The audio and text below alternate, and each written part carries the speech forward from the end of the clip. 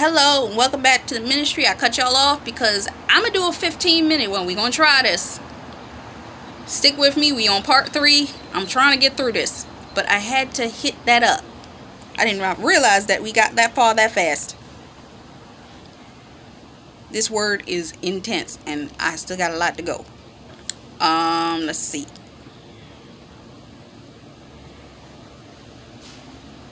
When, as we concluded the last part, marriage is not easy. I'm going to tell you a quote from this particular episode. I love the way that they wrote the lines in this TV show. It's almost Shakespearean poetry.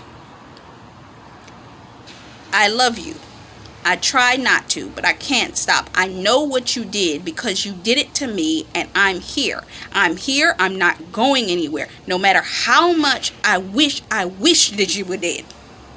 They was that serious. I don't. I can't. I love you. Sometimes it be that bad. Sometimes the relationship that you're fighting for is that intense. Sometimes it be so bad you be so mad at that person you wish that they was no longer living. But you can't even wish that on that person because the thought of them not being there anymore. Tell me I'm lying. Tell me I'm lying. Can I get a witness over here? They be putting you through all kinds of hell. And you be like, but I can't even imagine my life without this particular person in my life. I can't. I don't know. I don't know how I would do it. I don't know. So, with that being said, you keep going. You keep fighting. You keep fighting the enemies and the shadows and the things that want to come against your relationship. Nothing more than to try to take him away from you or you away from him. He knows. And he would only... The Lord knows, and God will only set another person up to fail. There will be other women that will come after your spouse, and God will use these moments to expose who these women are. Some of them are going to pretend to be your friends. Some of them are going to be people that were from his past. They're trying to get close to you because they're trying to find out what's up with you. What's your deal? Why is it that he picked you over them? So on and so forth. They will pretend to be your friend. And then they will make it known. And the Lord will make it known to you. And you will know what you need to do in order to cut them off. When it's God ordained, it can be stressful like this. Because he's setting them up to fail because your calling for each other is with each other. It may strain you. There may be women that may come in.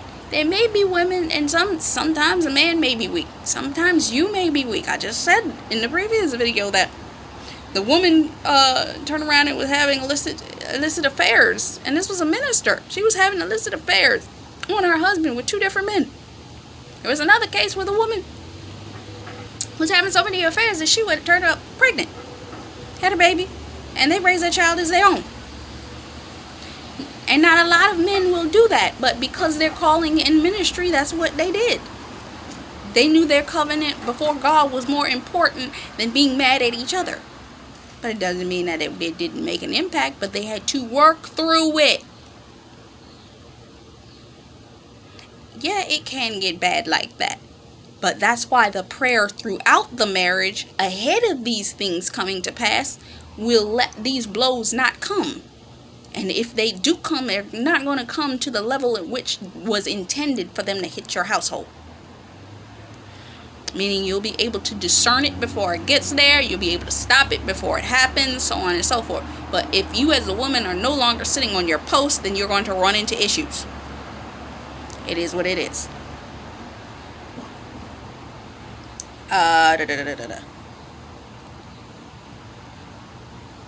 He loves you, but it is so hard to stay and fight.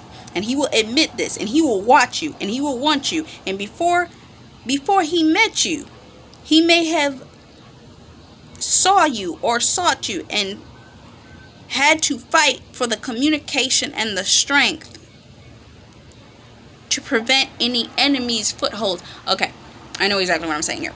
It may make no sense as I'm reading it, but the Lord will let these men know. If you pay attention to the way that Ruth is written, it says that Boaz was shown. It's like Shewed, which means shown. He was shown. Joseph, with the situation of Mary, he was shown. Xerxes, I don't know if Xerxes dreamt or had any revelation ahead of time of Esther, but I know that he was set to favor her and redeem her. So I'm not exactly, but I'm pretty sure that the Lord, in the midst of her fasting, before she let him know what she needed to let him know, so on and so forth. But they had the knowledge needed and necessary, that they fought for what they were desiring. Some fights you have, you're called to fight for. You are called to stand and fight for your relationship. Point blank, period. Stand in it. It may be difficult, but you must stand in that relationship. It can be difficult even for the man to stand in the relationship. But the Lord will give him knowledge and wisdom what he needs to do before he steps into it. It's his decision once he comes into it whether he will remain. And I remember I was looking at an episode of Girlfriends several years ago, and Isaac Hayes played Tony's father, and in the episode he said it's the decision on a daily basis to choose to stay in the relationship instead of going out of it. And I even heard, in confirmation to that, Remnant Rising released a word recently. It's like you have to choose every day to focus on the reasons to stay, not the reasons to go. But it's a choice. Society will tell you what life you can have, life you can offer each other outside looking in, but as the wife, you're going to fight. You can only fight as much as he's willing to fight for you. And the enemy will send voices of logic. This may be your parents. This may be your best friend. This may be authority figures in the town. People that are in high authority positions, meaning if he's in a high authority position or well-known position, the people in his life may come and say that you ain't no good, and it's going to be a fight. And the fact of the matter is, you gotta fight together. If he's not willing to fight as hard as you are, you may run into separation. Conflict, unable to resolve, and that may lead to breakup at a pivotal time, because every season God will allow you to go through seasons. 9 times out of 10, it's a 10-year gap that he will test you for, anywhere from a year or 2. It depends on how long that you feel like you need to go. Some people I know, they'll go through testing for 3 months and they'll be out of that season. Some people, it'll take 2 years. Some people like myself, it may take 3 to 4 years for them to get out of that testing season. But then you may get a 10-year period of grace. But then after that 10-year period of grace, you're going to hit another hurdle season. If I calculate my own life, I've seen hurdle seasons pop up just about every 10-year period. Right around the time between 17 to 19. Right around the time between 29 and 30. And I actually went through one between, what was it? 24, 25, 26? Somewhere around there. So I went through several of them. So you're going to go through seasons of testing. Is your ability to pivot and hold on throughout that pivotal season.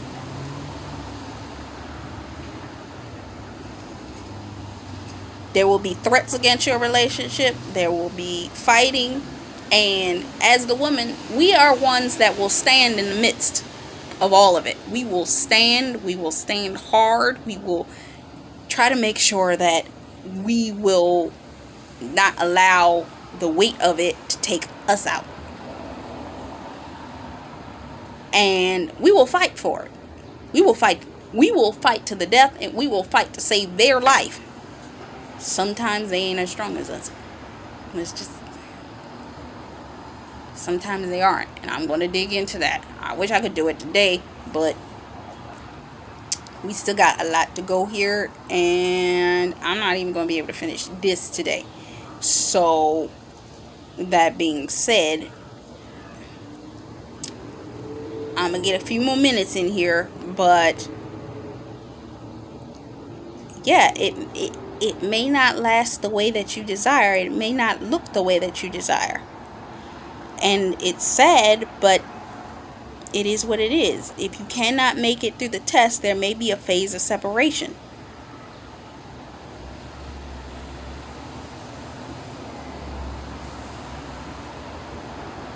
And even with as much as you fight as the woman, that the Lord is still going to allow, he's going to say, I'm going to separate y'all for a season.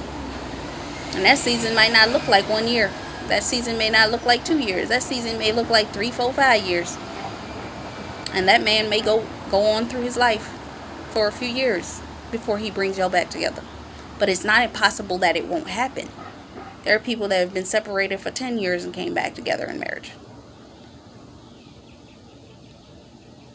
It can happen. But you both got to be willing to fight, because some of y'all going to go through some seasons, and the Lord's going to say, you're handling this season well, y'all can stay together. Your separation might be for a short period of time. Y'all might separate for a month. Y'all might separate for 2 months. Some of y'all, if your man is more stubborn or you are more stubborn, he may keep y'all separated for several months. It is what it is. It hurts, and it will hurt.